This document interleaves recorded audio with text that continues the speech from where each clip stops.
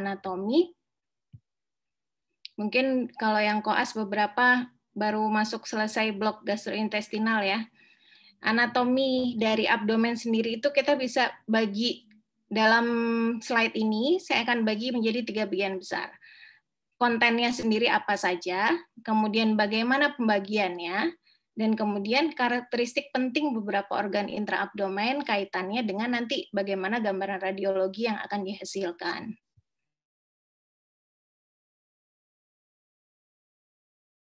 Untuk sederhananya, dibagi kalau abdomen itu depan sama belakang, atau bahasa lebih ilmiahnya bagian intraperitoneal sama retroperitoneal. Yang kenapa kita perlu tahu itu? Karena nanti dalam pemilihan proyeksi, dalam kira-kira pengenalan struktur yang akan kita lihat dalam foto polos, itu akan terpengaruh dari bayangan kita nih, organ ada di depannya siapa, ada di sebelah mananya siapa, gitu. Ada di depan atau di belakang, itu pengaruh. Nah, yang harus kita ketahui anteriornya, pertama nih, kalau kita bagi di perut atau di abdomen itu ada struktur yang mulai dari esofagus, ya. Esofagus itu berjalannya, dia kalau di foto polos ini berarti sekitar di midline agak ke kiri. Nanti kalau misalkan kita pasang NGT, berarti proyeksinya kita nyarinya ke sini nih, esofagus. Kemudian berlanjut ke gaster. Nah, ini ada pertanyaan di pretest kemarin ya. Bagian mana biasanya yang paling terisi udara dalam posisi supine? Kenapa penting ditanya? Ini gaster ini awalnya ketika dia dari esofagus ke belakang dulu. Nih ya, di belakangnya hepar dulu. Jadi bagian fundus itu justru bagian paling posterior, bagian paling bawah. Jadi kalau dalam posisi supine, dia justru akan terletak di paling bawah dan tidak terisi udara. Makanya kita sering nggak bisa ngelihat gambaran udara di sekitar kiri atas gitu. Baru setelah dari fundus, masuk korpus, antrum, pilorus, dia lebih ke depan. Nah, seharusnya kan berlanjut sebagai duodenum, tapi enggak, pas lainnya itu masuk ke belakang, ke bagian retroperitoneal. Nah, baru nanti yang muncul lagi di depan itu adalah small intestine atau usus halus. Yang jadi note di sini ya, kita bisa lihat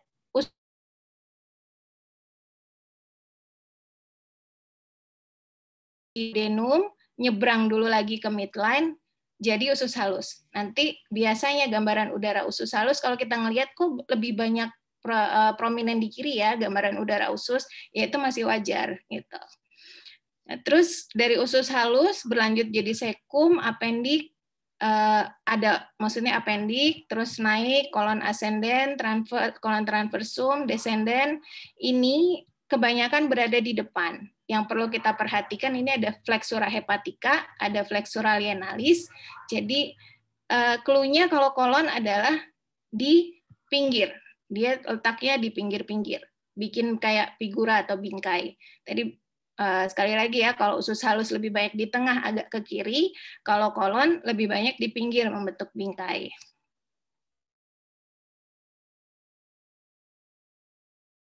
Jangan lupa juga bahwa ini usus-usus ini tuh dia nggak terbang-terbang atau nggak berenang-berenang bebas seperti layaknya apa ya kalau di kolam gitu ya. Tapi dia ada yang megangin itu namanya omentum. Jadi kalau kita ngelihat kok di foto abdomen tuh surem ya, jangan berpikir bahwa itu adalah langsung berpikir kalau itu kelainan gitu. Nanti kita akan lihat bagaimana suram-suram yang lain yang harus kita curigai sebagai kelainan. Tapi ini kenapa putih-putih? Ya sebenarnya dia adalah bagian dari omentum atau bisa juga usus yang terisi air gitu. Ini bagian depan ya. Jadi kita harus tahu bagian depan ini ada liver. Oh, tadi sudah esofagus, gaster sampai ke kolon dan rektum. Terus bagian lain, organ padat lain yang ada di intraabdomen adalah liver. Nah, umumnya dia nggak sampai memenuhi dari seperempat abdomen ya. Jadi kalau misalkan nih gambaran heparnya udah turun-turun sampai kena ke daerah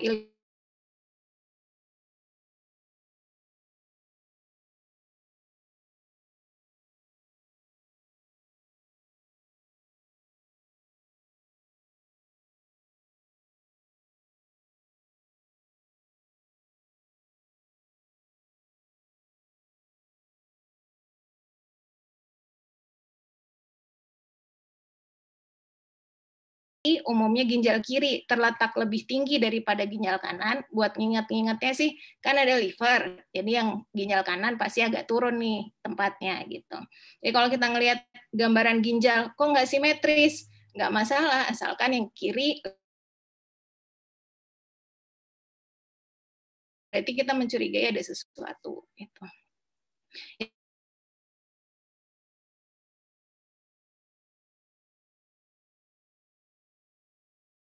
Organ retroperitoneal ini yang penting sih cuma dua menurut saya yang kelihatan di foto polos ya. Pertama, muskulus psoasnya, yang ini ya, muskulus psoasnya, kemudian ginjalnya. Nanti kalau kita ngelihat ada sesuatu sama muskulus psoas, ada sesuatu sama ginjalnya, berarti ada sesuatu di organ retroperitoneal gitu. Itu clue penting yang harus kita ingat pegang. Ini gambarnya ya.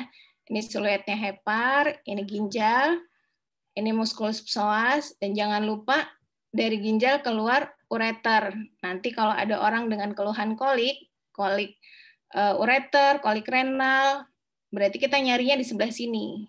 Kira-kira ada batu nggak ya di course atau di track yang ini?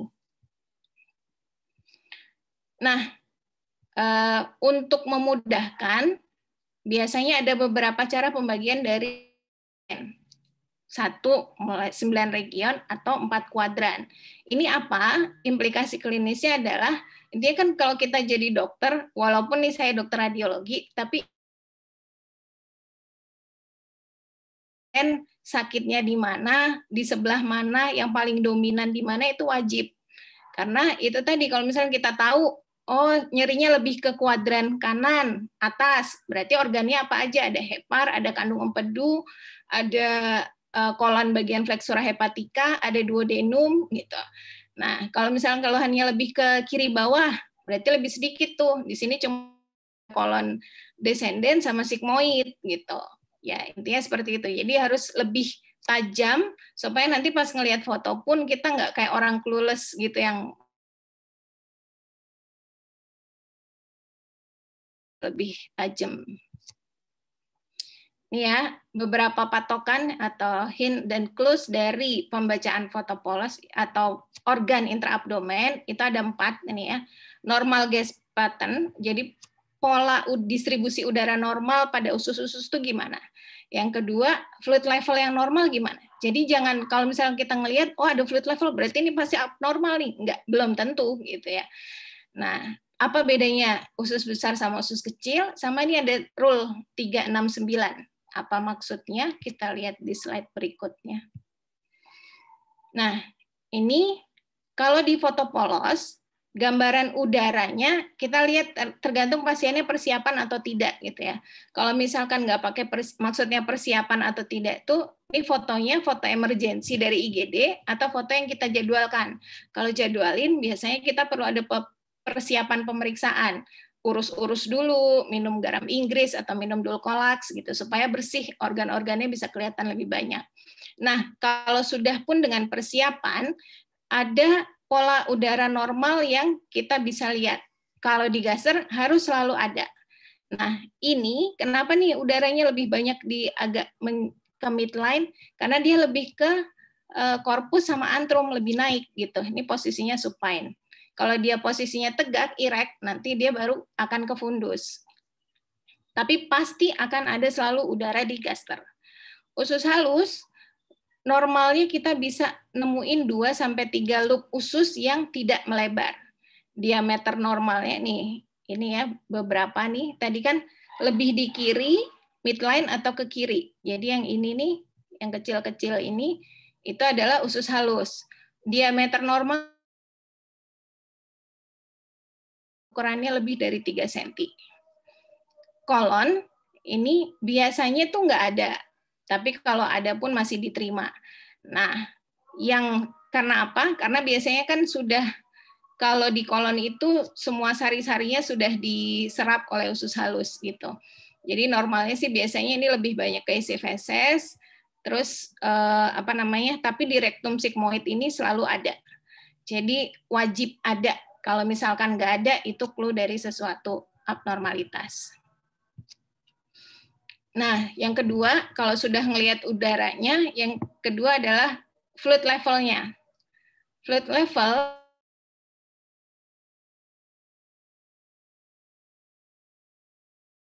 air tuh udara hitam kan ya, udara sama air. Dia pasti akan membentuk apa namanya lapisan gitu. Kalau air kan pasti rata ya. Jadi kalau orang pakai air supaya rata nih, taunya posisi ratanya gimana. Nah, air fluid level yang bisa dilihat itu di gaser pasti ada. Di usus halus hanya 2 atau 3. Lebih dari itu berarti sudah abnormalitas.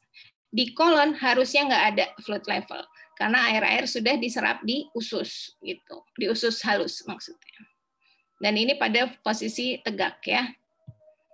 Yang berikutnya yang harus kita pegang banget lagi, apa bedanya usus besar sama usus halus. Ini kita lihat tadi ya. Kalau usus besar dia di perifer, usus halus di tengah, biasanya lebih ke kiri ya, karena ada hepar, ada ginjal dan lain-lain gitu ya. Nah, yang penting adalah ini haustra. Ada yang misahin di tengah gitu. Jadi dia tidak bertemu, ada yang memisahkan mereka gitu. Kalau usus halus dia nyambung aja sirkuler terus. Itu di dalam ususnya ya. Ini diameternya nggak boleh lebih dari 5. Nah, kita katakan dilatasi itu kalau lebih dari 6. Sedangkan kalau usus halus diameternya biasanya di bawah 2,5, kita katakan dilatasi kalau lebih dari 3 cm. Kaitannya dengan 369 rules. Jadi kalau ngukur abdomen ada yang dilatasi, jangan buru-buru bilang itu oh ini kelainan ususnya dilatasi, ukur dulu cari penggaris gitu. Kalau usus halus gede tapi masih di bawah 3 cm, kita belum bilang dilatasi. Untuk kolon normalnya 6, sedangkan untuk sekum atau sigmoid ini boleh ada toleransi sampai 9 cm gitu. Karena sekum tadi lokasinya di mana? Di kanan bawah dekat appendix ya. Biasanya ini clue kalau dia gede itu ada sesuatu dari appendix nih kalau sekum. Kalau sigmoid biasanya ada malignansi, cancer atau something yang lain. Yang perlu saya sampaikan juga tadi lupa nulis ya. 369 rule ini kalau dewasa. Kalau bayi atau pediatrik pakainya 135. 1 untuk small bowel, 3 untuk kolon, terus 5 untuk sekum atau sigmoid. Atau misalkan kita nggak punya penggaris, kan sekarang kan udah banyak DR yang sudah cuma lembaran basahan kecil gitu, udah dikecilin. Kita bandinginnya sama lebar korpus vertebra L2 gitu. Lumbal 2 ya. Jadi kalau kita ngukur ukurannya segitu pakai kertas aja terus dibandingin sama lebar lumen usus yang kita maksud gitu. Kalau misalkan lebih dari lebar pedikel berarti kita bisa bilang itu dia sudah dilatasi. Oke, itu tadi anatomi. Sekarang kita masuk ke lalu apa yang kita perlu, pemeriksaan penunjang apa kira-kira yang kita perlukan terkait dengan masalah klinis yang ingin kita cari jawabannya. Ya, kata orang berwarna is everything, black and white is more. Gitu. Nih ininya orang radiologi ya. Nih. Modalitas imaging itu banyak, mulai dari radiografi abdomen, OSG abdomen, CT scan abdomen, sampai MRI gitu ya. Yang kita bahas hari ini hanya radiografi. Dan radiografi abdomen ternyata banyak juga gitu. Ada yang polos, ada yang dengan kontras. Kalau polos, proyeksi wajibnya adalah ini, AP supine. Sekali lagi ya, supine, bukan AP tegak. Ya. Kalau mau minta, istilahnya cuma boleh 1 nih karena BPJS gitu, pilihlah supine dulu. Gitu. Jangan terus berkreativitas minta, udahlah erek aja gitu ya. Tergantung dari ininya sih klinisnya, tapi yang paling penting adalah supine. Kenapa bukan AP tegaknya?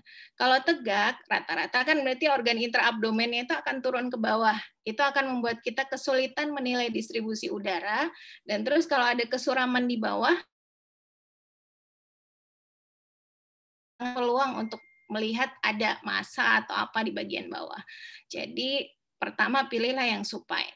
Kalau misalkan ada kecurigaan perforasi atau obstruksi, baru kita tambah proyeksi berikutnya. Selanjutnya minta posisi IREK atau minta posisi LLD. Tujuan dari dua posisi ini adalah untuk menilai satu air fluid level dan yang kedua untuk menilai adanya udara bebas. Itu. Jadi kalau kita nggak pengen tahu ada kira-kira ada fluid level atau proyeksi ini gitu. Intinya sih seperti itu. Kenapa harus LLD? Karena ini tadi di sini HEPAR posisinya fix dan HEPAR normalnya memenuhi dari nggak akan ada udara yang bisa nyelip-nyelip di HEPAR. Kalau mintanya RLD, misalkan gaster yang di atas, bingung kita ini udara gaster apa udara bebas gitu. Jadi harus LLD. Nah, kalau dengan kontras nih banyak, ada kontras mil, ada kontras enema, kolangio, apendikogram. Nih apendikogram banyak yang minta ya. Padahal sebenarnya nilai diagnostiknya udah nggak ada, hampir tidak ada gitu. Terus BNOIVP, HSG ini banyak pemeriksaannya, tapi yang akan kita pelajari kali ini adalah yang ini, radiografi abdomen polos. Sekarang kita akan belajar cara interpretasinya. Pertama, wajibun kuduun harus tahu identitas pasiennya. Nama yang dikirim, nama di lembarannya dengan nama di fotonya, jangan salah baca. Kemudian jenis kelamin. Jenis kelamin ini penting tahu karena akan membuat diferensial diagnosis kita menjadi berbeda. Kayak pertanyaan, ada lesi radio opak di rongga pelvis, tentu dedenya beda antara kalau dia laki-laki atau perempuan gitu. Usia ini penting juga. Bayi baru lahir gitu ya, atau sudah beberapa hari. Maksudnya apa? Kalau bayi baru lahir, kita nggak ngelihat ada udara baru lahir 12 jam. Kita cuma bisa ngelihat udara ususnya sampai usus halus. Gitu. Jangan buru-buru bilang dia ada obstruksi. Karena normalnya baru sampai ke kolon atau rektum, itu dia sesudah 24 jam. Istilahnya 24 jam. Jadi itu usia mempengaruhi. Kemudian kalau misalkan antara anak muda gitu,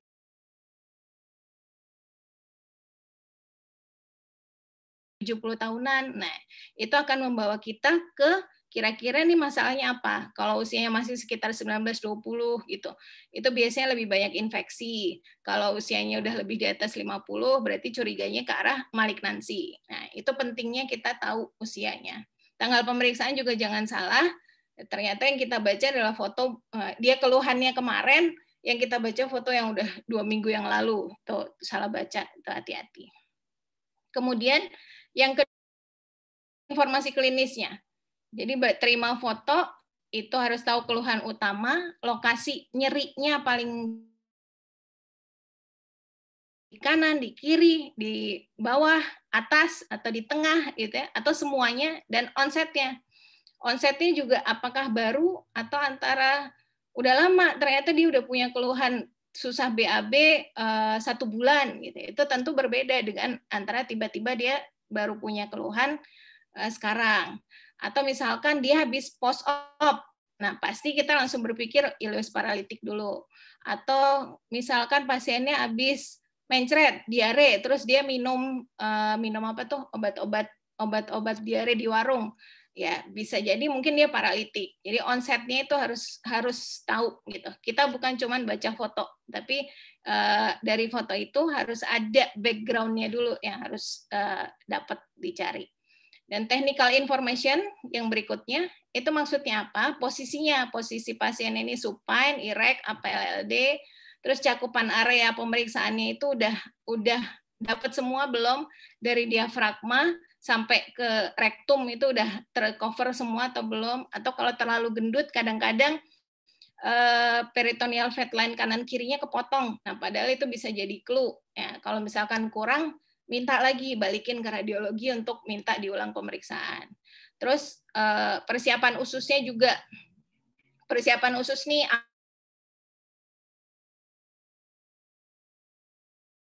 harus direndahkan. Tapi kalau dengan persiapan kalau misalkan ada pokoknya akan berbeda antara kita tahu nih pasiennya dengan persiapan atau tanpa.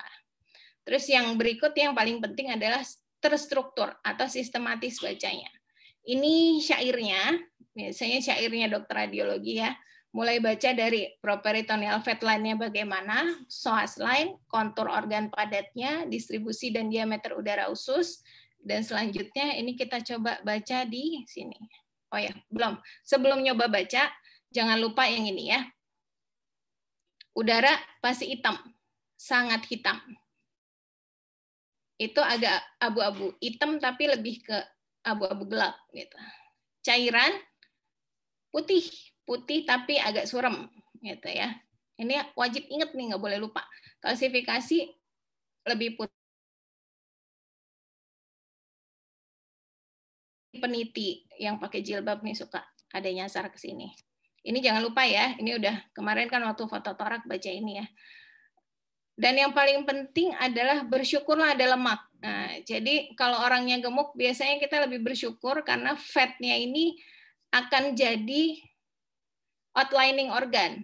Jadi kalau orang yang lemaknya banyak, biasanya akan lebih mudah tuh kita mengenali mana hepar, mana usus, mana lain-lainnya. Ini penting. Yang bisa bikin kita tahu ini ada ginjal, ada hepar itu karena ada lemak yang menyelubunginya. Nah, ini tadi ya, kita coba cara membacanya.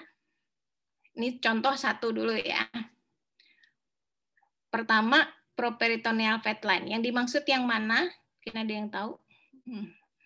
Nih, garis tipis yang di sini nih. Kelihatan kan ya, yang saya tunjuk ya. Ini properitoneal fat line. Ini yang kanan, terus ini yang kiri. Tipis dan hitam. Harusnya. Kalau dia ada suram-suram, kita curiga ada peritonitis. Atau kalau dia ada suram, misalkan yang di sini suram, yang atasnya enggak, berarti kemungkinan masalahnya ada di kanan bawah. Nah, kesuraman di peritoneal fat line kanan bawah biasanya cenderung ada appendicitis di situ. Gitu. Jadi intinya kalau peritoneal fat line ini walaupun kecil, tapi harus dilihat bagus apa enggak. Yang kedua, kita lihat organ yang belakang dulu, organ retro. Psoas line, nih ya, cakep nih, psoas line-nya simetris, tidak terdorong kemana-mana gitu ya. Kalau dia ada bulging, berarti ada sesuatu masalah di retroperitoneal. Terus kontur ginjal, ini tadi ya, kelihatan ada outlining organnya karena dia punya lemak perirenal. Ini ginjal. Oke, bagus. Ginjal kirinya lebih atas dibanding kanan, gitu ya. Kemudian kontur organ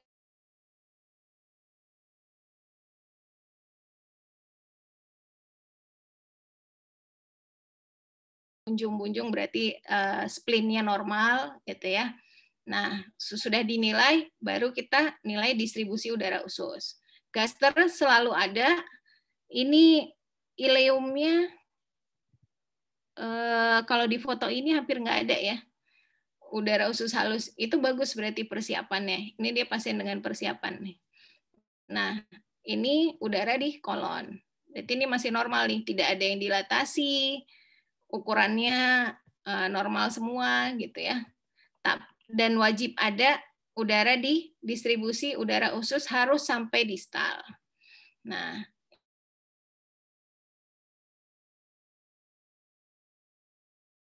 ya 3 posisi ditambah ini ada airflow level, ada udara bebas atau enggak. Kemudian baru dinilai ada lesi radiopak atau tidak. Di sini nggak ada ya. Mau di kanan atas, kiri atas, nggak ada. Tulang-tulang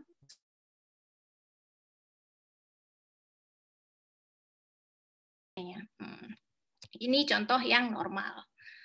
Kemudian, nah, dengan hitam dan putih kita akan bisa menginterpretasikan.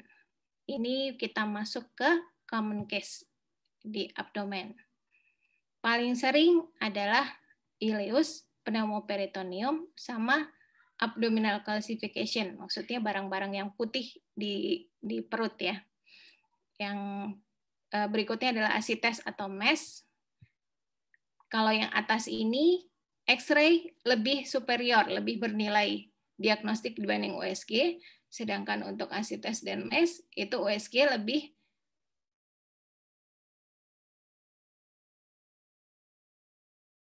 sampai sini ada yang bingung? Enggak? Kita ini agak mulai agak rumit. Aman ya, lanjut ya. Tarik nafas dulu. Sekarang kita masuk ke ileus. Ileus itu apa sih gitu? Ileus itu sebenarnya adalah gangguan pasase usus. Jadi, usus itu kan pasti dia bergerak peristaltik untuk menyerap dan untuk mendorong keluar gitu ya. Begitu dia ada gangguan pasase usus, namanya adalah ileus. Ileus ada dua, fungsional atau mechanical obstruction. Nah, yang fungsional ini kita lebih kenal dengan paralitik. Bedanya apa? Kuncinya adalah ada atau tidak udara usus di rektum atau sigmoid gitu. Kalau fungsional biasanya harus selalu masih ada udara di distal. Sedangkan kalau obstruksi sudah tidak ada udara di distal.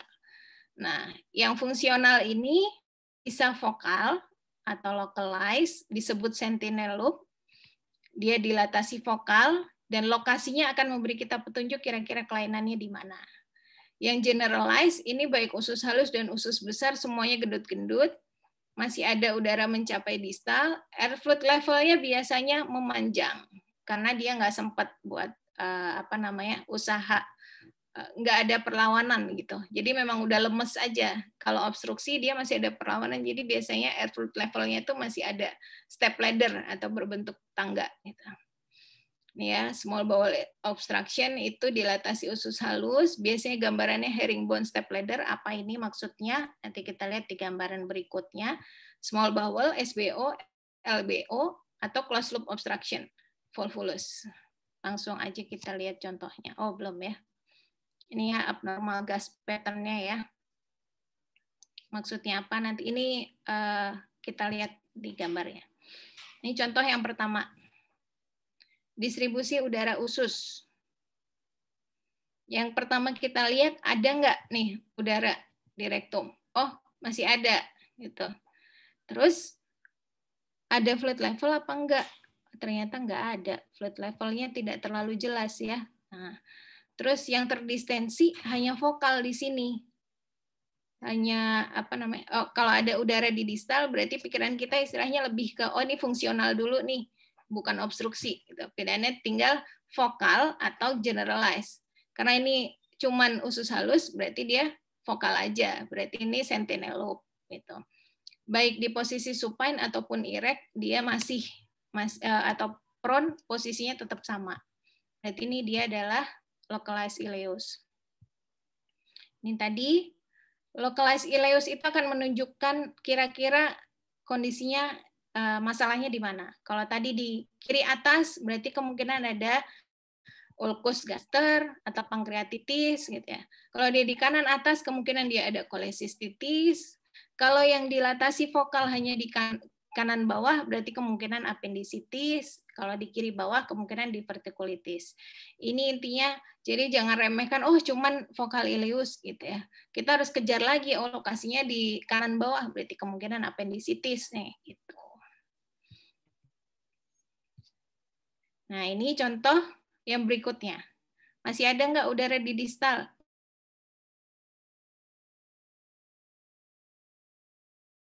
Distal.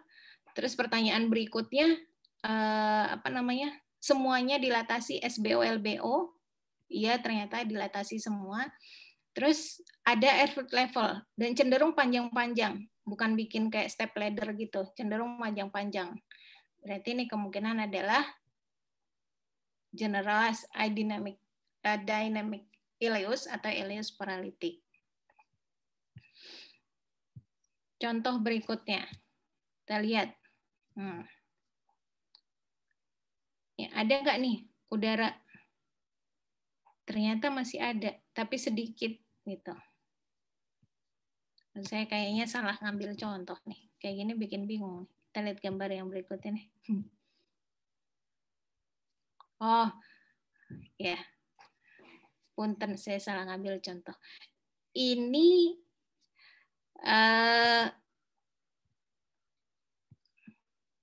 gambaran udaranya masih ada di rongga pelvis. Tapi maksudnya kalau contoh itu kan harusnya yang jelas-jelas langsung tidak akan mungkin salah gitu ya. Ini kita jangan langsung buru-buru memutuskan bahwa dia adalah udara di rektum. Kalau tadi kita ingat gambar pertama, rektum itu posisinya kan di tengah ya. Nah, ini udaranya lebih ke kiri, tuh lebih ke kiri. Jadi ini punya usus halus. Sebenarnya usus halus itu memang bisa sampai sini nih. Memang ada udara di rongga pelvis, tapi dia bukan udara rektum gitu. Jadi ini kemungkinan adalah mechanical obstruction. Terus kita lihat lanjutnya, yang dilatasi usus besar apa usus halus? Kita lihat. Tadi karakteristiknya kalau usus halus itu adalah valvula coniventes, lurus, nyambung, tidak terpisahkan, jadi bikin gambaran stack of coin. Terus ini ada step ladder, maksudnya kayak anak tangga, naik-naik gitu. Nih ya, ini gambaran herringbone. Herringbone ini maksudnya anggap saja ini adalah satu tulang punggungnya ikan. Nah, terus ini adalah sirip-siripnya ikan gitu. Jadi ini yang namanya gambaran herringbone. Ini step ladder, lagi kayak tangga ya. Nah, jadi ini adalah small bowel obstruction.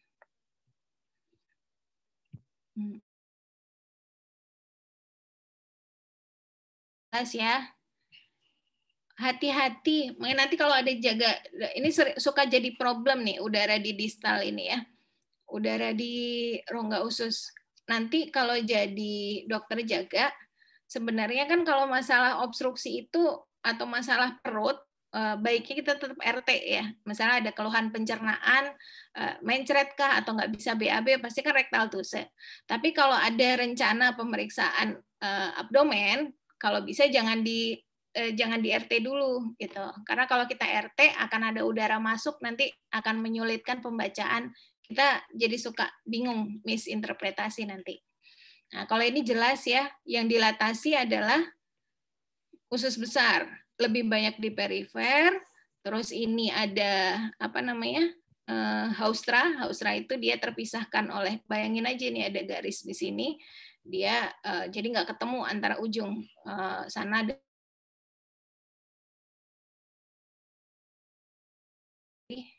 large bowel obstruction. Nah, kalau ini ada yang mau coba jawab? Siapa nih, nggak ada yang ngebuka?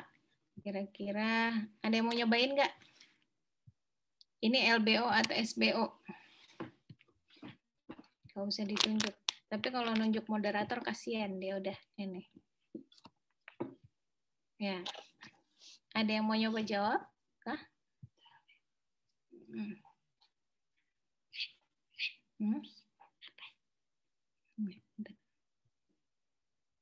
Ada nggak? Kayaknya ini ya. Izin dokter menjawab. Alhamdulillah, barakallah. Ini terlihat ada air fluid levelnya step ladder ya dokter. Ini dulu, pertama harus kita lihat apa dulu, iya. ada nggak? Udara di bagian daerah pelvisnya di sini terlihat tidak ada dokter. Berarti arahnya lebih ke arahnya obstruksi atau paralitik fungsional. Obstruksi, ya. Kalau tidak ada udara di distal berarti lebih ke obstruksi. Sekarang kira-kira small bowel apa large bowel? Kalau dari yang saya lihat di sini karena dia lebih ke arah kiri, dari midline, terus habis itu yang tadi kayak kalau large bowel kan lebih ke arah bingkai, berarti ini small bowel dokter. Small bowel, ini ya, ini small bowel ya, small bowelnya dilated ya. Iya. Ini small bowel-nya dilatasi. Lah ini apa? Herringbone ya dokter. Kalau herringbone tadi, herringbone itu kan gambaran dari valvula conniventes ya. Jadi nyambung-nyambung. Berarti LBO. Nah, LBO. Ini dia kan Haustra ya. Kan kelihatan kan ini ada jreng, tapi di sini nggak nyambung nih.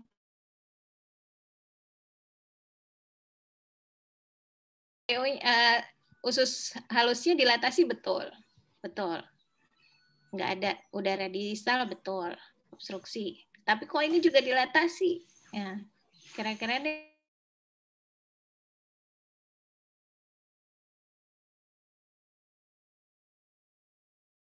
Ini dokter, apakah herringbone hanya ditemukan pada LBO aja atau enggak? Berarti kalau kayak gini, kalau ditemukan gambaran herringbone dan Haustra, berarti LBO, dokter. Nah, ya, pintar. Jadi kan kalau kita bayangin, pokoknya kalau misalkan ya di distal ada obstruksi ya. Obstruksi, pasti yang akan pertama duluan dilatasi adalah yang di terdekatnya ya. Ini obstruksi. Nah, ini bisa jadi udara-udara sisa nih. Ini dia punya kolon. Nah, ini gendut di sini ya. Ini kolon kolon descendant. Baru di sini mulai dia akhirnya gendut. Harusnya kalau LBO si SBO-nya nggak dilatasi gitu. Tapi pada kasus ini small bowel-nya ikut dilatasi.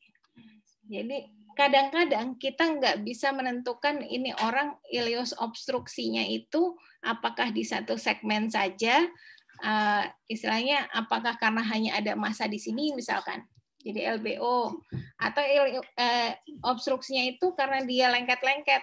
Nah, biasanya pada orang yang peritonitis TB gitu kan dia lengket-lengket. Jadi bisa aja vokal LBO-nya gendut, terus SBO-nya juga akhirnya ada yang ikut gendut, tapi ada yang kolaps karena kena adesi gitu ya. Nah, tapi kalau pada kasus ini bukan karena ada yang lengket-lengket.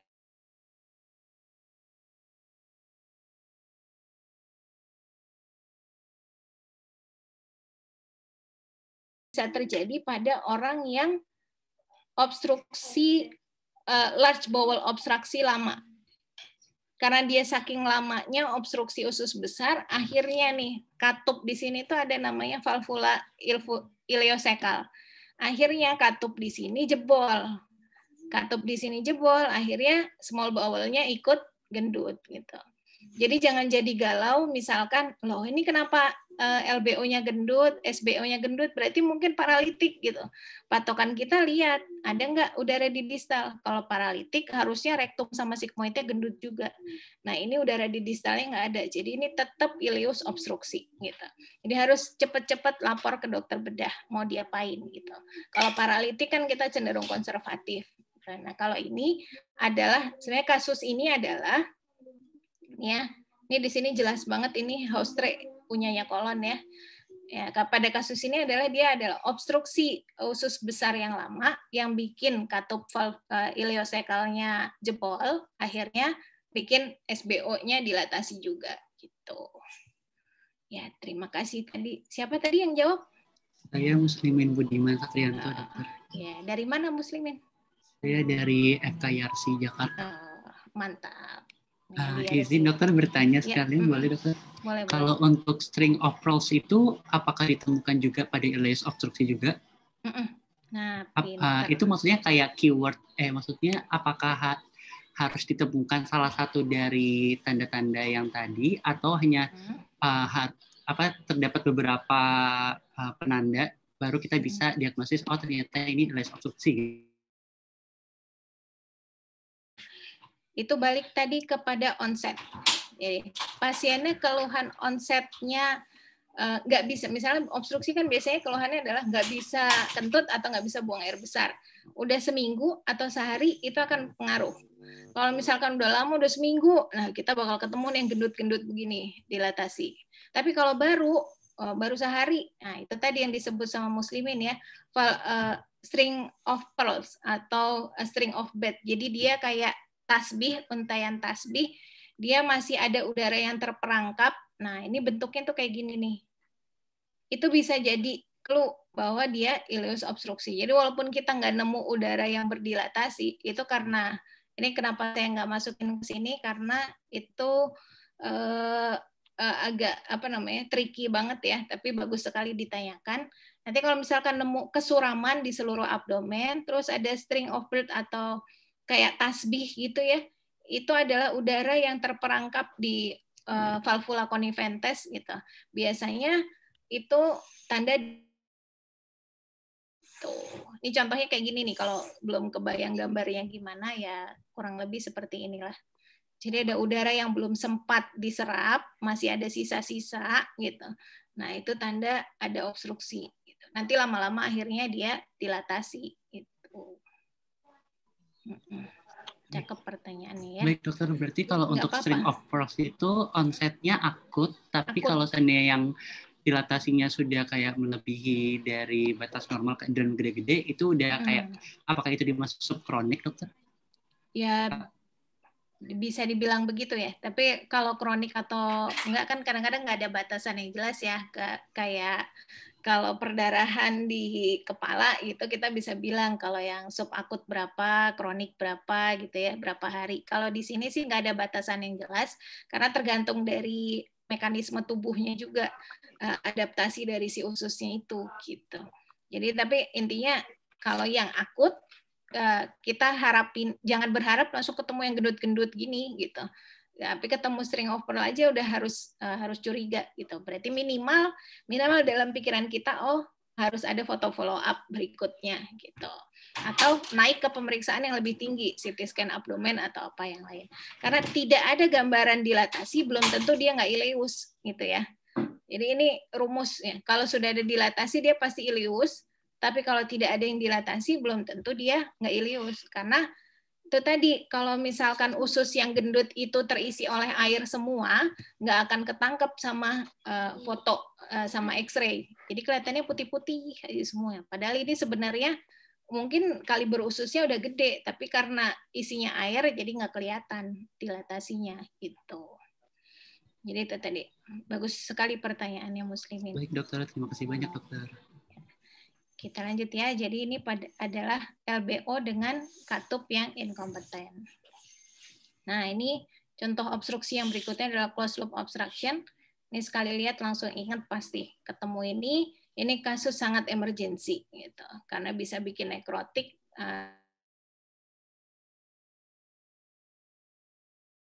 Ya. Jadi ini kalau ada gambaran kayak seperti coffee bean gitu, itu berarti ada sigmoid volvulus. Sekarang kita masuk ke kasus yang sering ditemukan berikutnya, itu kalau kita menemukan extraluminal gas.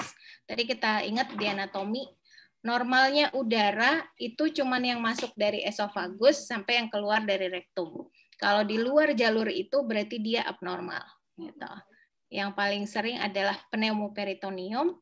Ini sign-nya banyak, nanti kita bahas satu-satu. Terus yang lebih jarang terjadi ini adalah retropneumoperitoneum, pneumobilia, gas di portal vein, dan pneumatosis intestinal. Ini yang gas di portal vein, pneumatosis ini biasanya kita harus hati-hati kalau pada bayi-bayi yang asfiksia gitu. Next. Kita lihat. Nah, ini ya. Ini jelas ya. Posisi tegak kita pasti berharap ada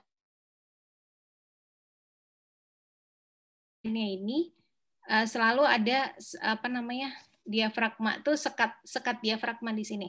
Jadi dia nggak nyambung biasanya. Kalau posisi supine susah kan? Kalau posisi supine udara kan di atas gitu. Udara di atas, kita nggak bisa ngelihat mana yang nggak bisa ngelihat cakep kayak gini gitu. Apa tandanya yang kita bisa lihat ini tadi crescent sign-nya adalah ini cupola sign. Jadi di bawah septum diafragma ini ada kayak dome, ada kayak kubah. Ini namanya cupola sign. Jadi tadi kan kita ingat kalau terima foto tanya ini posisinya tegak apa supine gitu. Kalau tegak jangan berharap ada crescent sign, tapi yang kita cari nih satu cupola sign, ada nggak? Gitu. sign berikutnya, ini kalau udaranya makin banyak, ini football sign, kayak anggap aja kayak ini ya, kayak bola football. Football ini maksudnya ini nih ada garis di sini. Ini saya ngambil gambarnya nggak bagus. Ini kalau lihat ada garis putih di sini ya. Ini maksudnya garis yang di sini nih. Ini ligamentum falciform. Jadi dia maksudnya ada di antara yang hitam di sini ada garis gitu. Jadi bikin kayak football sign. Nah, atau kalau udaranya nggak sebanyak ini, ini ligamentum falciform sign. Aduh, kok batuk. Bentar dulu. Bagi minum dulu. Minta asisten ngambil minum dulu nih. Asisten. Ya, lanjutnya tanda dari apa tadi? Pneumoperitoneum berikutnya. Ini adalah Rigler sign. Nih, normalnya kan tadi usus itu tidak berenang-renang gitu ya. Ada omentum yang menggantung. Jadi normalnya pasti selalu ada putih-putih di antara dinding, karena dia pasti ada omentum yang merekatkan ya. Tapi kalau misalkan dia sudah jadi tipis dan di inner dinding dan outer dindingnya jadi hitam sama hitam, ini namanya Rigler sign. Berarti sudah ada udara yang apa namanya? Udara di luar dari lumen. Tuh. Yang berikutnya adalah ini kalau misalkan ini ada udara tak bertuan berbentuk triangle, triangle sign. Berarti ini dia juga pneumoperitoneum. Jadi harus hati-hati. Ini gambarnya jelas semua, tapi kalau misalkan tipis-tipis, karena yang susah itu kalau dia udah pneumoperitoneum lama, terus bikin ASI-tes. Nah, ASI-tesnya ini yang suka bikin repot urusan gitu. Jadi nggak bisa sebagus ini. Tapi jangan keder, pokoknya cari aja loop usus yang apapun yang tampak kita cari. Gitu. Ini triangle sign walaupun sedikit itu jadi clue kalau ada pneumoperitoneum. Ini harus cepat panggil dokter bedahnya gitu. Nah, ini jelas ya. Kalau ini perihepatic free air tadi hepar itu normalnya tidak ada. Mau dalam posisi supine, erect gitu semuanya nggak boleh ada udara yang superposisi dengan hepar. Jadi begitu ada harus curiga nih. Ini putih, kok di sini ada lusen-lusen, ada yang lebih abu-abu gitu. Berarti kemungkinan putih ketemu abu-abu jadinya lebih suram, jangan-jangan ada udara. Atau ini normalnya ini orang memang gendut ya. Normalnya memang outlining heparnya jelas, tapi kalau sehitam ini kita bandinginnya selalu sama peritoneal fat line ya. Kalau hitamnya masih sama dengan peritoneal fat line, berarti itu lemak aja, lemaknya yang bungkus banyak. Tapi kalau hitamnya udah sama dengan udara usus yang di dalam lumen usus, berarti harus curiga ini adalah pneumoperitoneum. Yang repot itu kalau hanya supine posisinya. Ini kalau kita ketemu supine ada udara yang superposisi dengan hepar, langsung minta pemeriksaan berikutnya. LLD. Nah, ini pneumoretroperitoneum. Kasusnya ini kalau ada abses ginjal, abses yang gas forming itu bisa pecah. Ini jadi pneumoretroperitoneum. Jelas banget jadinya psoas lainnya, outline psoasnya, outline ginjalnya jadi jelas. Ini pada kasus bayi necrotizing enterocolitis. Ini ada gas di portal vein, gas udara superposisi sama hepar. Tapi dia bentuk bercabang-cabang. Nah, ini udah nggak normal nih. Nah, atau kemudian ada pneumatosis intestinal nih, ada dinding usus tuh harusnya putih,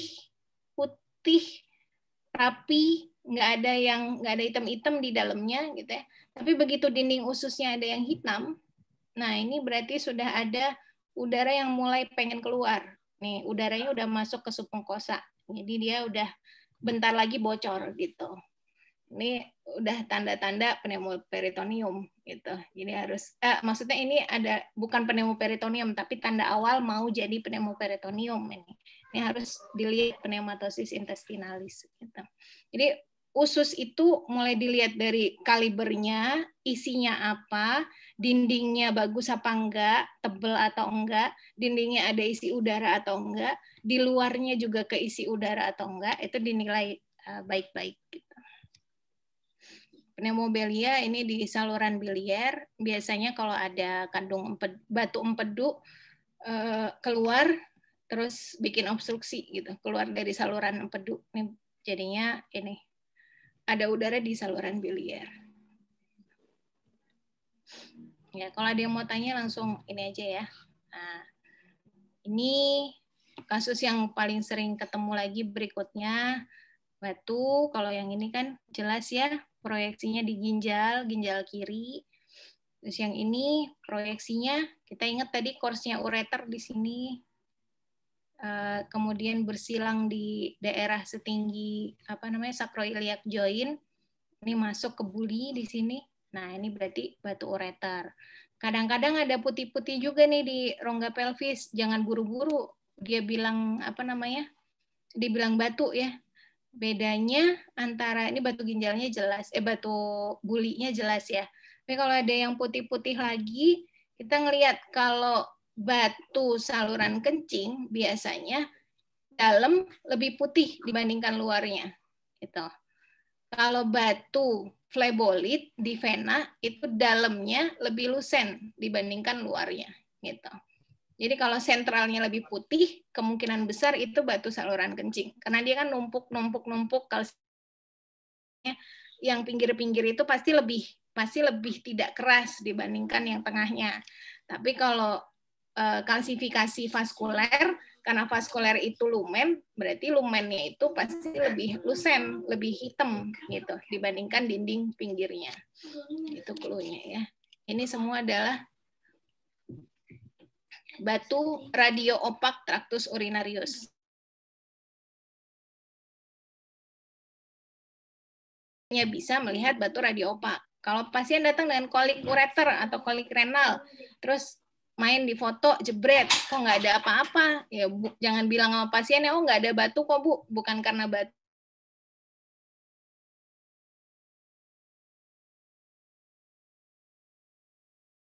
Foto polos, maka sebaiknya naik pemeriksaan USG atau langsung sekarang sih lebih cenderung langsung CT scan urografi untuk searching stone.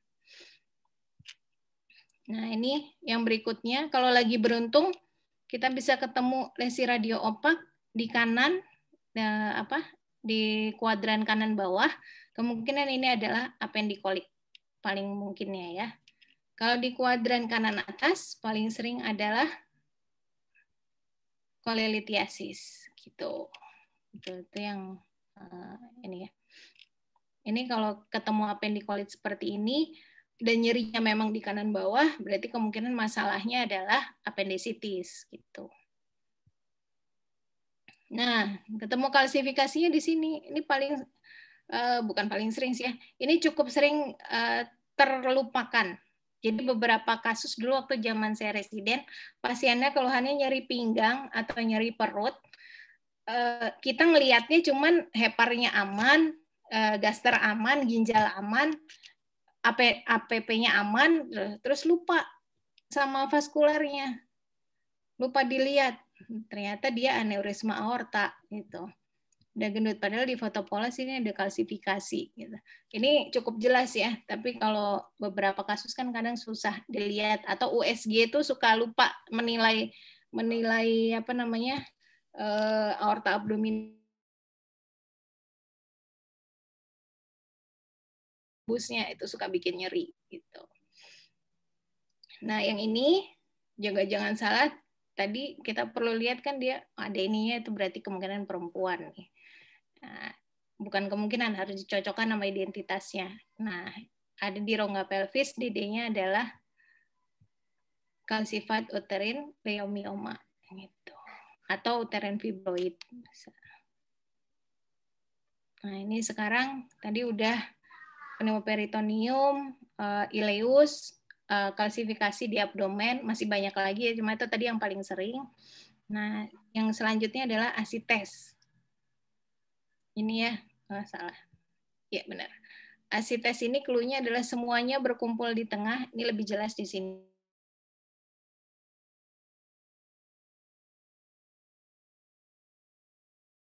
Karena apa? Karena dia kedorong sama cairan. Ya. Jadi kalau udaranya dominan di sentral, kemungkinan besar dia adalah asites. Untuk konfirmasinya, belum tentu asites, tapi kita cocokkan sama pemeriksaan fisik, konfirmasi dengan paling gampang USG. Nah, ini perselubungan di sini. Semua lainnya kita nggak bisa lihat, yang kiri berarti kemungkinan dia ada di retroperitoneal. Kalau di retroperitoneal organnya kontur ginjal hilang, berarti kemungkinan dia masanya ada di ginjal. Jadi kemungkinan ini adalah masa ginjal maksudnya. Kenapa dia bukan dari usus atau asites dan lain-lain? Nah, kalau asites kan ini usus-ususnya biasanya ke tengah, ini ususnya malah kedorong. Jadi kalau ada displacement dari organ, biasanya adalah massa. Nah, ini massa ginjal kiri. Nah, sekarang ini, ada yang mau coba nggak? Ini massa atau bukan? Tadi udah Ismail, sekarang mungkin ada yang mau nyoba lagi. Tadi udah Muslimin, salah. Kok Ismail? Yang mau nyuruh Ismail jawab maksudnya. Ismail gimana? Ada yang mau nyoba? Ini gimana ya? Ini tinggal 7%. Oh, nih chargernya mana? Ini siapa? Mohon maaf, kurang persiapan. Bentar ya, bentar.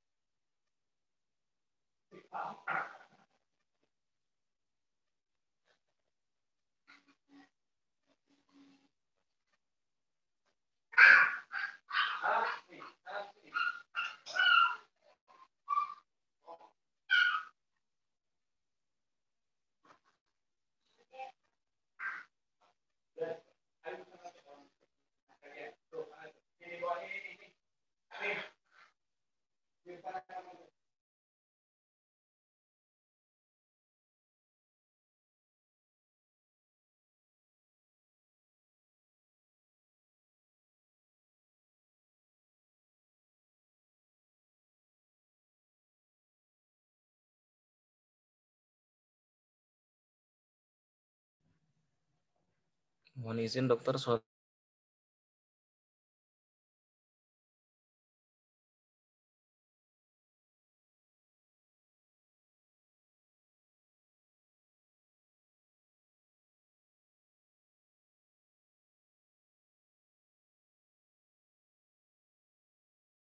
Kira-kira massa atau bukan? Yang mau coba, tinggal jawab iya atau enggak aja. Yang jawab iya siapa? Ini susahnya kalau ini ya, belajar lewat ini. Ya, ada yang jawab tadi kayaknya di chat. Ya, dok, massa. Massa, oh iya. Ada massa. Pertanyaannya kalau massa nih di sini ya. Di sini di mana gambarnya?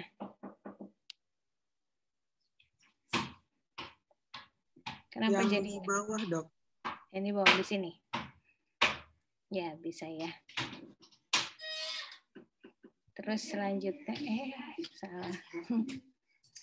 Ya, ini sih kita bisa, yang jelas kalau dari sini ada kesuraman di kiri bawah.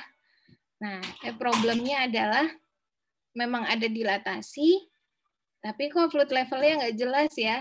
Nah, ada fluid levelnya nggak? Nggak ada kan ya. Kalau tidak ada fluid level, jangan buru-buru bilang itu bukan obstruksi ya. bisa jadi radiografernya buru-buru.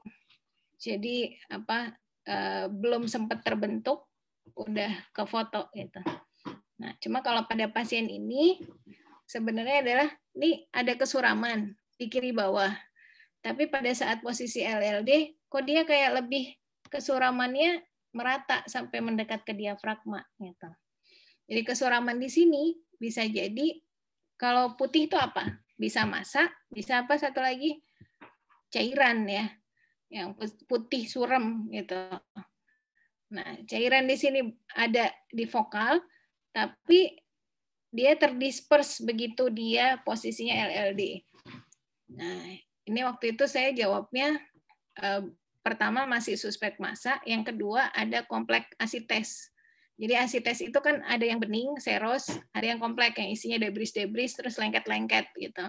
Nah, pada pasien ini waktu itu saya DD fotopolosnya dengan ini kompleks asites kemungkinan nih di sini kompleks asites yang ketika dia posisi LLD jadi lebih kayak terdisperse, lebih mengisi ruang-ruang gitu. Nah, akhirnya konfirmasi USG. Kalau massa kan beda urusannya gitu. Dikonfirmasi naiknya ke USG dulu karena saya di RSUD kota ya, CT scan-nya masih susah.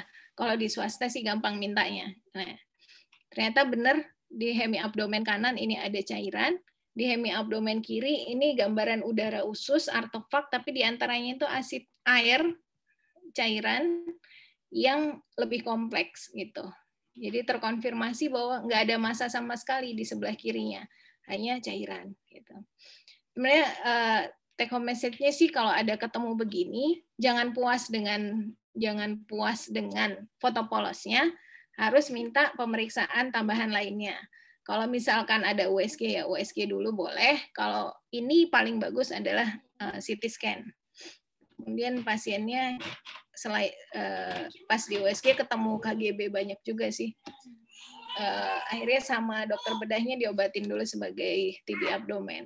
Gitu. Nah ini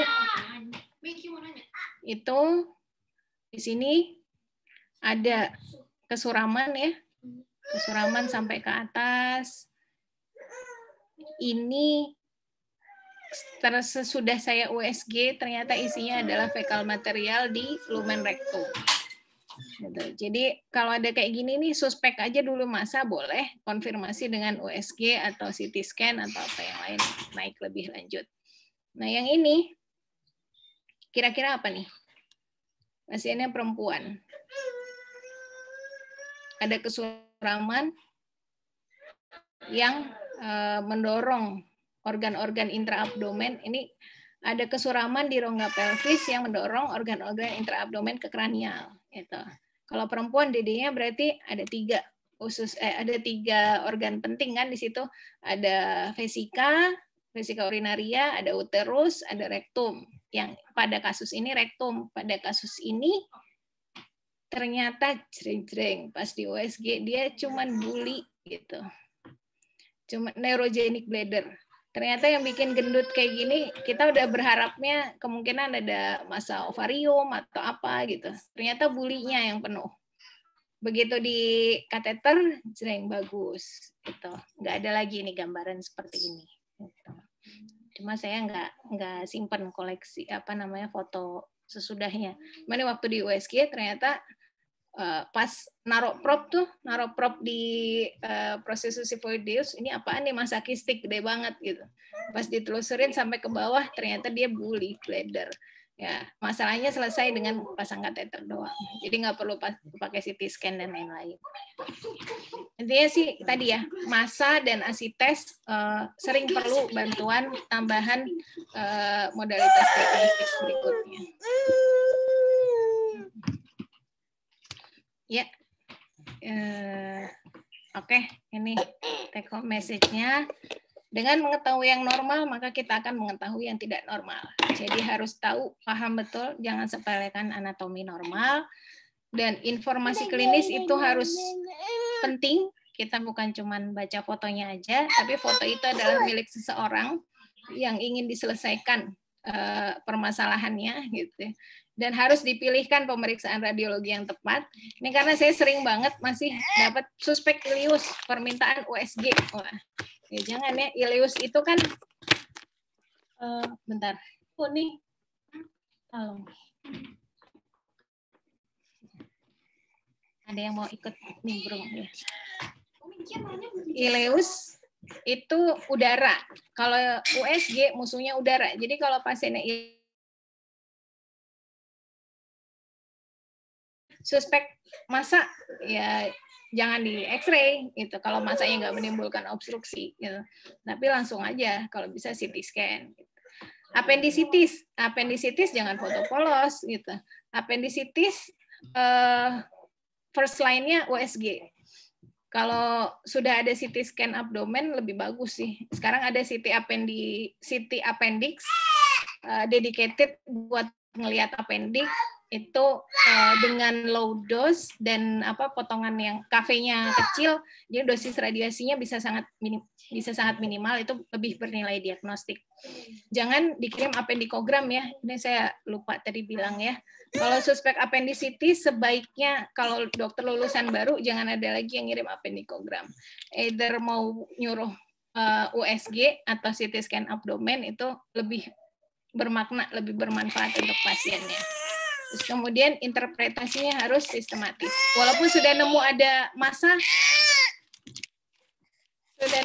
masa, oh jreng, pasti ileus atau pasti masa gitu. Jangan lupa tetap dinilai properitoneal fat line-nya gimana, ada lesi radio opak atau tidak gitu. Dinilai ususnya sampai ke bawah. Gitu. Ya, begitu saja mungkin.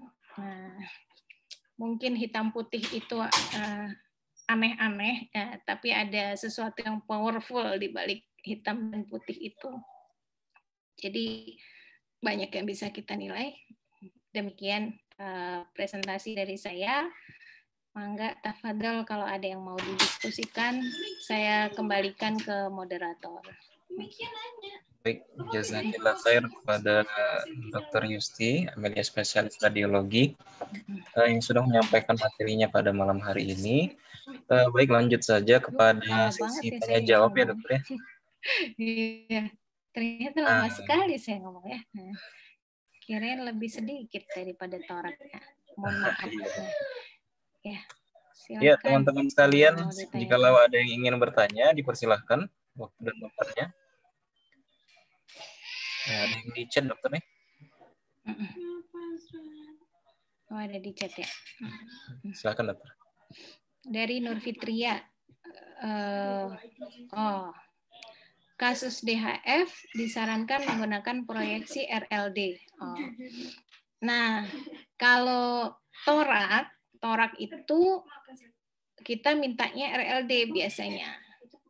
Karena biasanya efusi pleura lebih banyak terjadi di kanan, gitu ya. Kalau RLD itu kan, dan itu torak bukan abdomen. Gitu. Alasannya itu ya, karena di torak sebenarnya mau kanan mau kiri sama aja. Bisa memberikan nilai informasi gitu ya. Nggak akan, istilahnya kalau memang ada cairan di situ nggak akan terobscure sama organ-organ lain. Nah, jadi pertimbangannya kenapa kanan atau kiri lebih karena efusi pleura lebih sering terjadi di kanan. Ini patofisiologinya ada kaitannya dengan drainase limfatik atau apa gitu. Dulu saya pernah ditugaskan buat nyari ini. Jadi kalau efusi pleura lebih banyak terjadi di kanan biasanya. Jadi yang dituju makanya dimintanya RLD gitu. Nah, kemudian pertanyaan berikutnya, kapan meminta pemeriksaan radiologi kontras atau non kontras? Nah, yang jelas pasti kan non kontras dulu. Kalau misalkan kita curiga ada sesuatu yang dijawabnya hanya bisa dengan pemeriksaan kontras, baru gitu. Curiga ada batu sih sekarang udah mulai ditinggal. Kalau dulu ya, kalau curiga batu, radio opak atau kalau curiga ada batu saluran kencing, naiknya ke BNO-IVP gitu. Karena berharap kalau ada batu yang radiolusen maka akan ada feeling defect gitu dari pemeriksaan kontrasnya gitu.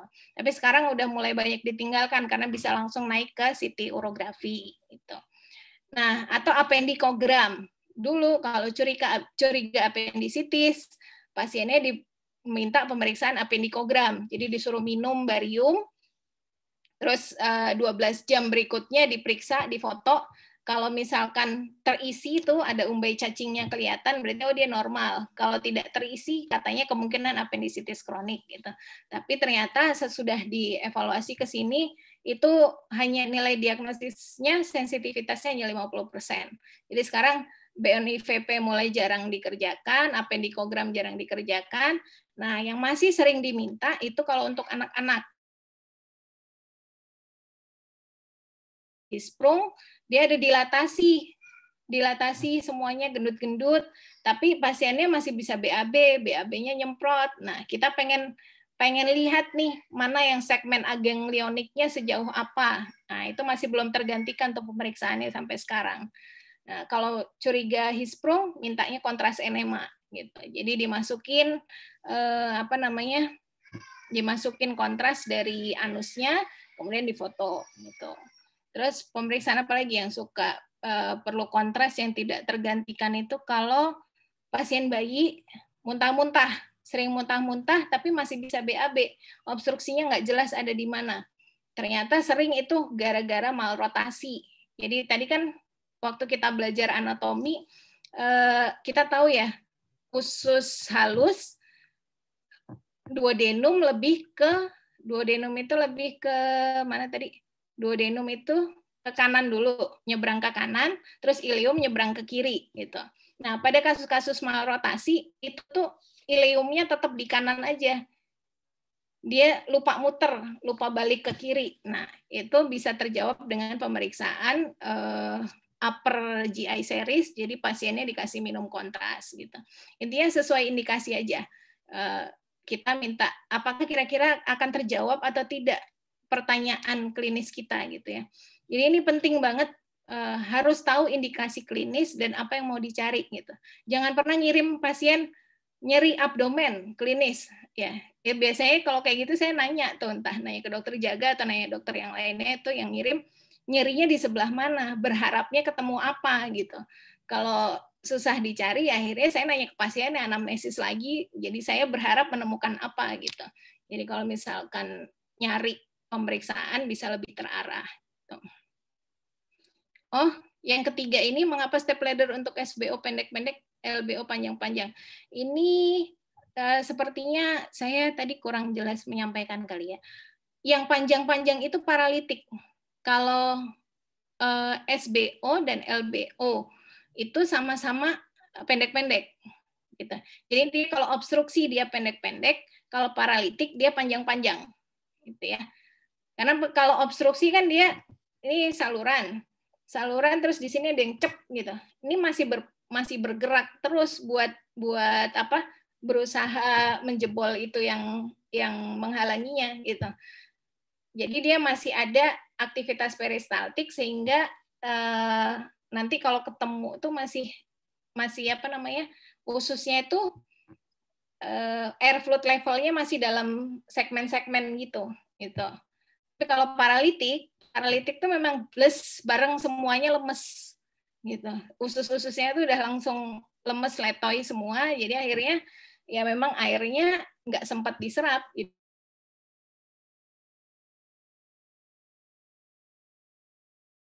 Panjang. Jadi bedanya panjang-panjang dan pendek-pendek itu antara obstruksi dan paralitik. Kalau paralitik panjang-panjang, kalau obstruksi step ladder pendek-pendek gitu. Mudah-mudahan jelas. Terus dari Dina Derlova Putri Daryani.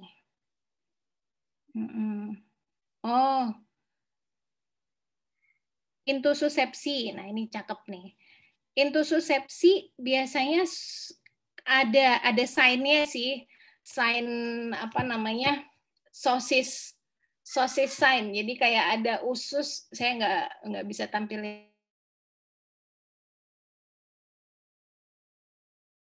Apa namanya, lebih kayak sosis gini ya. Nah, ini ada kayak yang kemakan.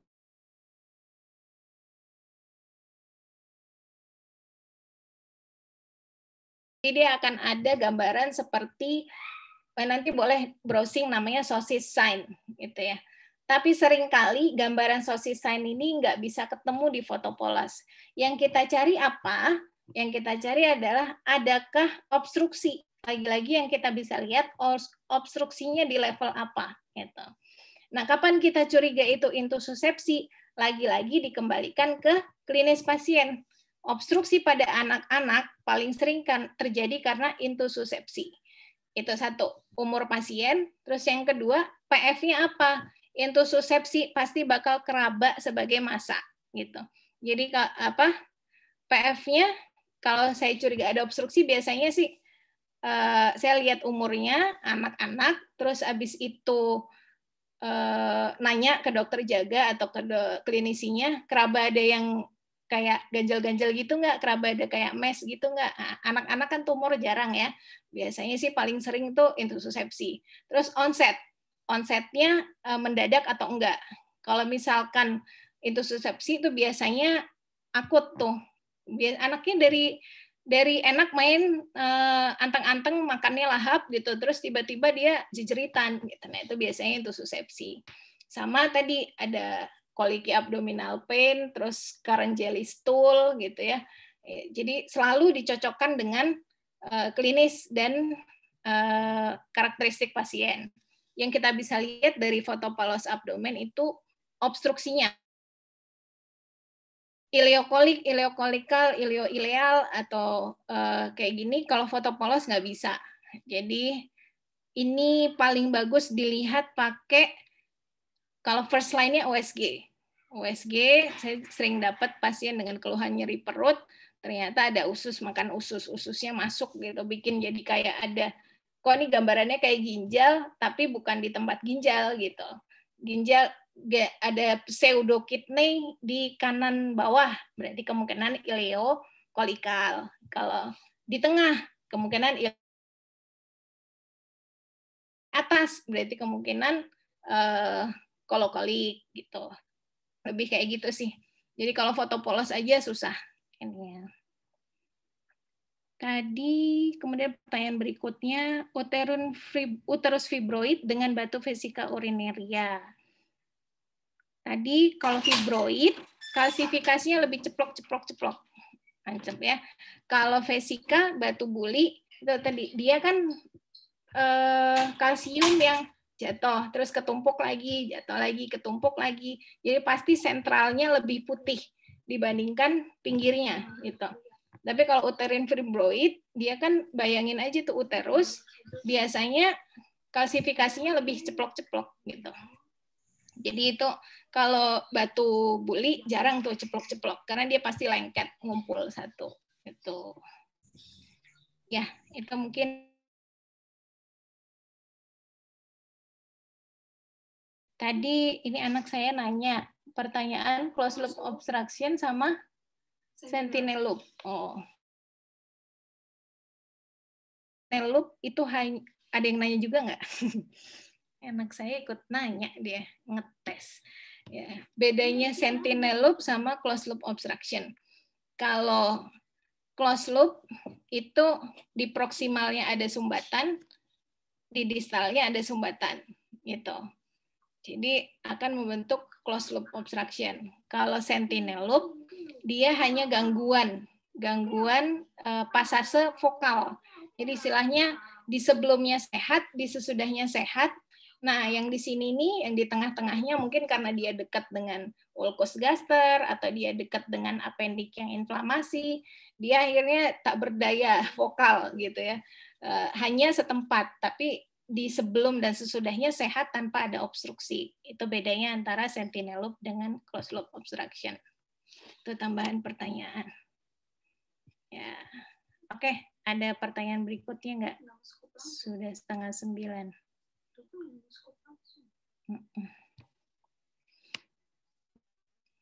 Cukup? Ada lagi yang mau bertanya? Enggak, kita ke akun. Mudah-mudahan jelas ya. abdomen ini tricky. Kalau misalkan ada modalitas CT scan, saya sih berharap untuk bisa lebih diberdaya. Walaupun CT scan-nya 4 slice, pakai aja gitu. Kalau misalkan di tempat nanti adik-adik misalkan dikirim kemana gitu ke daerah, ada CT scan-nya CT scan hibah gitu ya. Ya daripada pusing-pusing gitu, manfaatin aja. Kalau ada ileus obstruksi, kirim CT scan. Nanti di edisi berikutnya mungkin kita ada baca dasar-dasar pembacaan CT scan atau mulai dari kepala, abdomen gitu boleh. Gitu. Oke, sudah mungkin Pak Moderator. Ada yang kelewat nggak pertanyaannya? Baik, dari teman-teman sekalian apakah ada lagi? Saya tanyakan sekali lagi ya. Kalau ada silahkan ditanyakan melalui kolom chat ataupun secara langsung juga boleh. Nggak ada ya? Kalau nggak ada, sudah jelas. Kahut kali ya. Boleh dokter, boleh. Udah nih, pas nih ya. Kahutnya nggak banyak-banyak kok. Kalau yang kemarin kan 15 kayaknya kebanyakan. Sekarang 10 aja. Ya, boleh.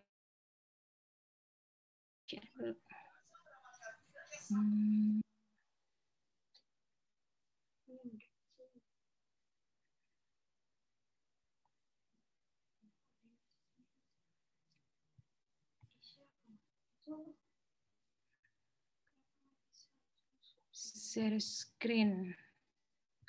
Oke, disiapin masuk ke Kahoot. Kahoot. Ini game pinnya.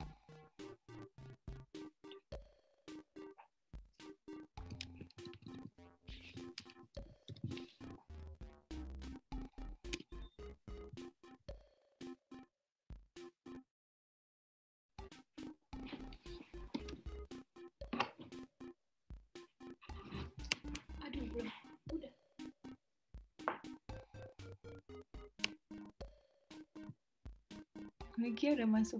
Belum. Miki panjang. Masuk.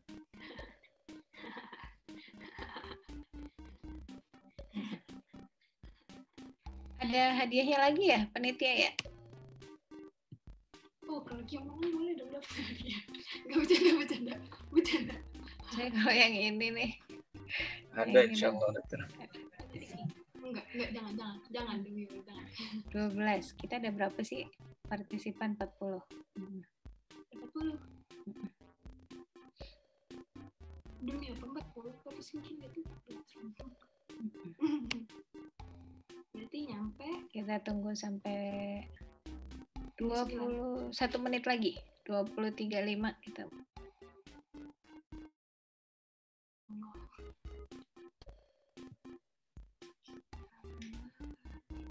Soalnya nggak susah-susah.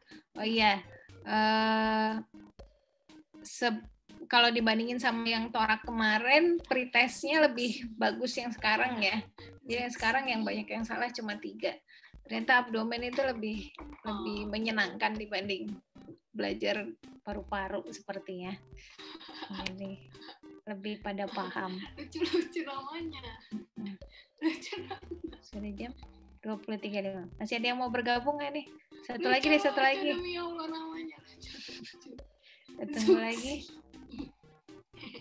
108 3505. 1 menit lagi deh. 23.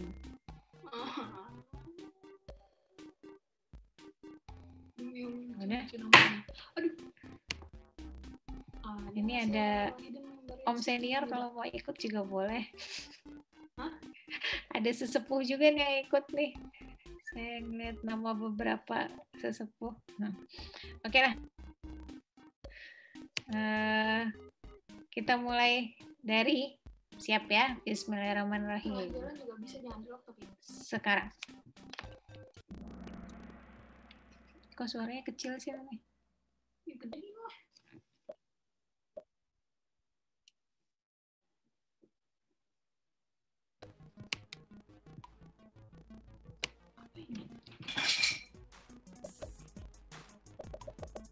20 partisipan, diagnosis yang paling mungkin adalah Nggak bercanda, nggak tahu. Yang betul adalah batu empedu ya. Oh, masih ada yang Enggak, yang jawab merah 6 doang kok. Oh, yang menjawab benar cuma 3 berarti ini kan? Iya. Cara bacanya. Ya. Batu empedu ya, bukan batu ginjal.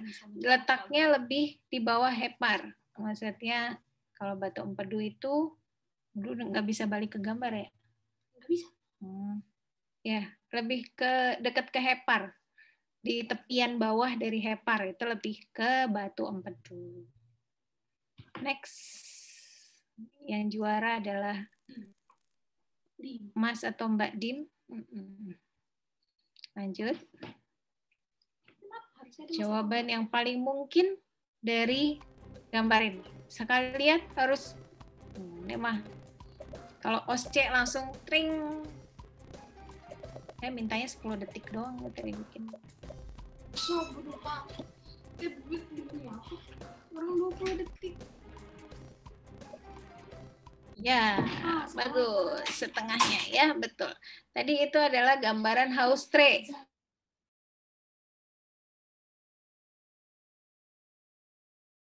Yang salah ya. Yang jawab merah Yang juara masih Mas Dim dan Bang Muslimin menyusul. Next. Tanda pneumoperitoneum pada gambar ini adalah kecuali. Football sign ada atau tidak? Apakah ada regular sign? Apakah ada triangle sign? Ini harusnya 20-20 benar semua sini. Apakah ada angle wing sign? Nah, betul kan? Ya, ini khilaf mungkin yang jawab triangle sign dan yang jawab football sign. Angle wing sign ini adalah tanda untuk pneumomediastinum. Ya. Jadi nggak akan ketemu di abdomen. Yang juara masih memimpin. Nah, posisinya, sedangkan posisi ketiga, keempat, kelima saling menyusul. Nah, ini yang banyak salah pada pretest ya. Angka 9 pada 369 rules mengacu pada kaliber maksimal punya siapa?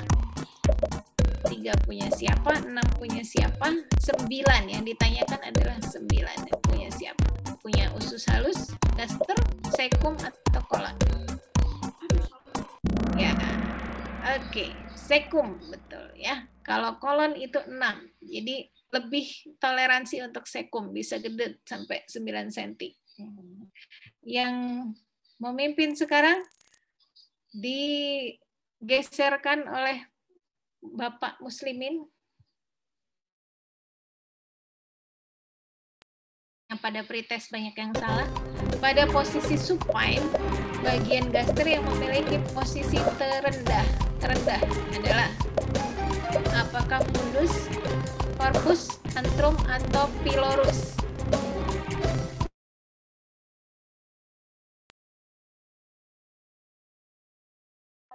Oke, nice. Fundus ya, betul. Yang paling rendah adalah fundus. Jadi sering tampak terisi cairan, jadi tampak sebagai massa kadang-kadang kalau kita nggak hati-hati. Wah, ada Mbak atau Mas Ciko, biasanya Mbak kali ya. Memimpin sekarang. Ada 5 pertanyaan terakhir. Penyebab paling mungkin sentinel loop pada gambar ini. Kira-kira yang dilatasi di mana? Sentinel loop adalah satu segmen usus yang berdilatasi. Yang nggak normal kayaknya sih kalau dari gambar ini adalah oke, jagoan semuanya ya, appendicitis akut. Ya, yang masih koas memimpin. Kita lanjut ke pertanyaan nomor 7. Diagnosis yang paling mungkin, ini harus benar semua sih kalau ini. Kalau enggak berarti saya ngoceh ya. Ngomongnya enggak benar.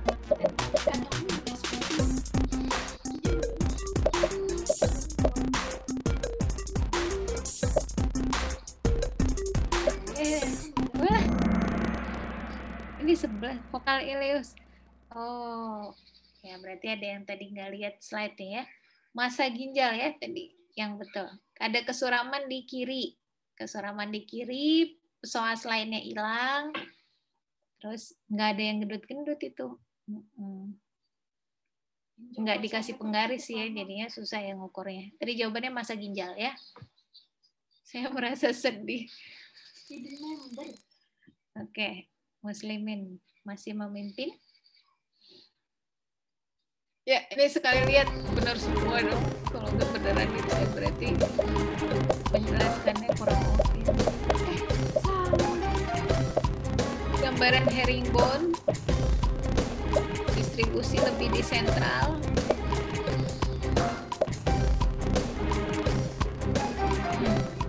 SBO ya.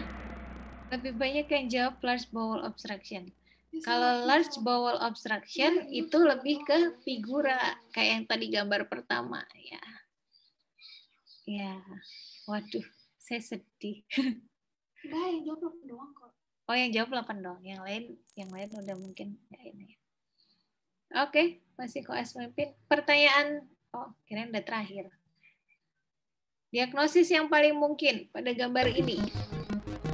Ini saya kasih clue ya. Ini kontur ginjal kirinya, mungkin kalau nggak kelihatan di gambar. Ini kontur ginjal kiri. Terus dia sejajar superposisi sama psoas. Kalau ginjal pasti sebelah-sebelahan. Ya, pintar. Bukan batu ginjal, kenapa? Karena dia superposisi sama musculus psoas major yang kiri. Kalau ginjal nggak akan tumpang tindih sama musculus psoas ya. Jadi lebih ke batu ureter. Saya juga waktu ngeliat gambar ini agak salah sih. Saya pas dilihat lebih detail, itu lebih batu ureter. Muslimin memimpin. Ya, pertanyaan terakhir. 24 berarti ya. Nah, ini tadi gambar kita terakhir. Pemeriksaan lanjutan kalau ada di UGD.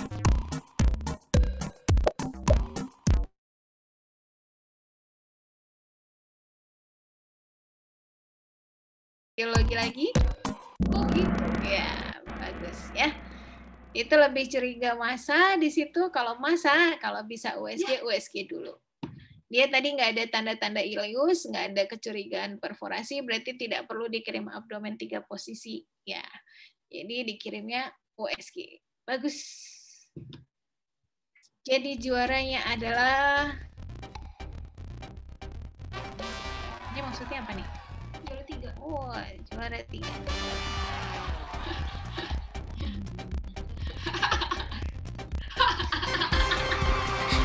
Ya, terima kasih untuk Yang ke-6 siapa? ada yang nomor 4 siapa? Ada nggak sih? Mana sih? Ya, tadi udah muncul nomor 4.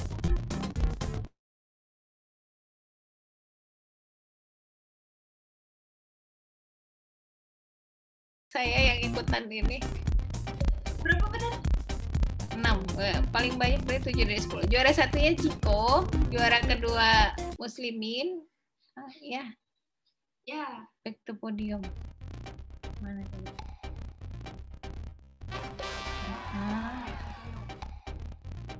Nanti perhatiin ya, yang nomor 4, nomor 5 ya siapa ya?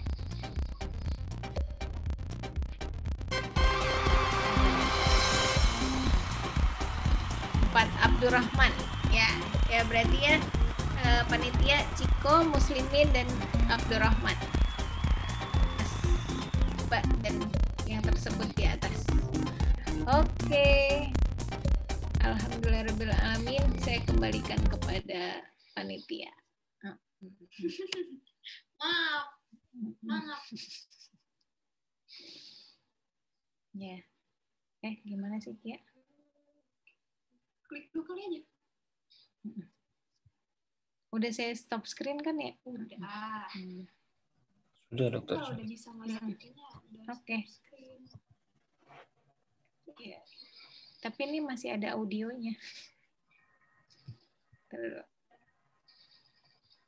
Udah ya. Itu kan audionya nggak masuk, gimana sih Anda?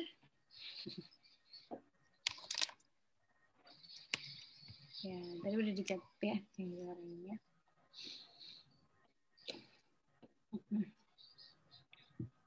Oke.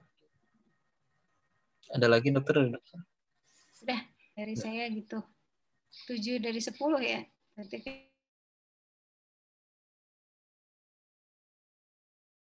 mudah-mudahan nanti slide-nya insya Allah saya bagi ke panitia ya. Mudah-mudahan bisa lebih dipelajari lebih dalam lagi. Siap. Baik.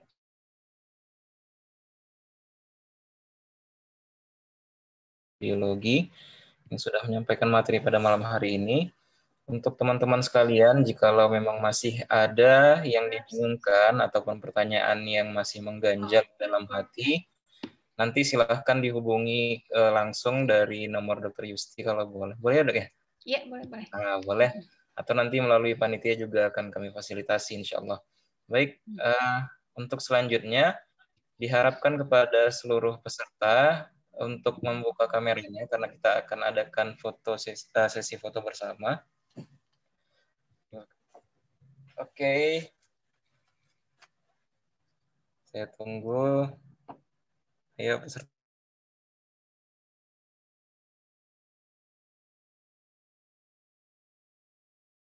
Foto bersama, dokumentasi.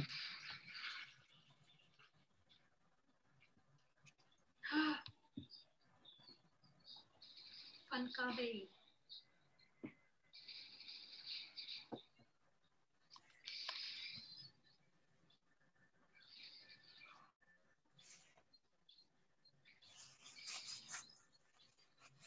Wah, ada alumni-alumni juga yang ikut. Baik, saya hitung dan dua kamera akan langsung diambil dokumentasinya ya. 1, 2, 3, 4, 5, 6, 7, 8, 9, 10. Oke, baik. Jadi kita langsung foto aja ya di halaman yang pertama. Baik, sudah siap semua ya. Silahkan berikan senyuman terbaik. 1, 2, 3, senyum. Oke.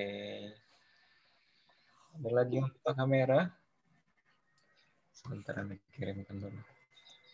Oke. Sepertinya sudah semua. Oke, baik. Sepertinya itu saja dari sesi belajar bareng Full DFK Indonesia pada malam hari ini. Jikalau teman-teman sekalian ada yang memiliki saran untuk judul ataupun materi untuk yang mau dibahas selanjutnya, silahkan dikabari ke panitia, kami akan siap menerima. Dan kalau misalnya mau lanjut lagi materi radiologinya, boleh. Nanti kita kabari lagi Dr. Yusti Amelia. Boleh ya, Dok ya? Boleh.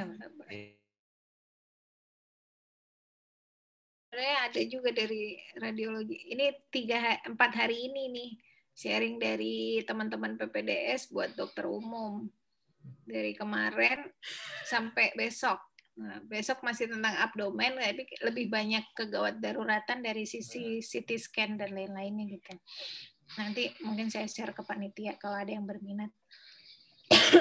Banyak yang berminat. Oh, udah full book ya. Ya, mohon maaf kalau full book. Rezekinya ketemu saya berarti. Mudah-mudahan ada yang bisa dibawa pulang. Ya udah. Ya.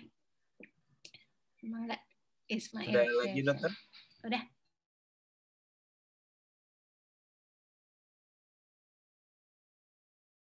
Kepada teman-teman sekalian yang sudah hadir membersamai. Jazakillah khair kepada Dr. Yusti Amelia, spesialis radiologi yang sudah menyampaikan materinya. Dan sampai jumpa di pertemuan yang selanjutnya. Insya Allah kita tutup dengan lafaz hamdalah. Alhamdulillahirabbil alamin, dan kita tutup dengan doa kafaratul majelis. Subhanakallahumma wa bihamdik asyhadu an la ilaha illa ant astaghfiruka wa atubu ilaik. Assalamualaikum warahmatullahi wabarakatuh. Waalaikumsalam warahmatullahi wabarakatuh. Terima kasih banyak, Dokter. Sama-sama. Oh iya, panitia. Tadi itu ada Dokter Hidayanto Perdana tuh yang di chat paling atas. bisa ngajarin jantung, EKG atau apa gitu. Siap dokter. Dimintain aja ya. Akan kita note. Terima kasih Semoga dokter. bermanfaat ya. Mohon maaf kalau ada kesalahan.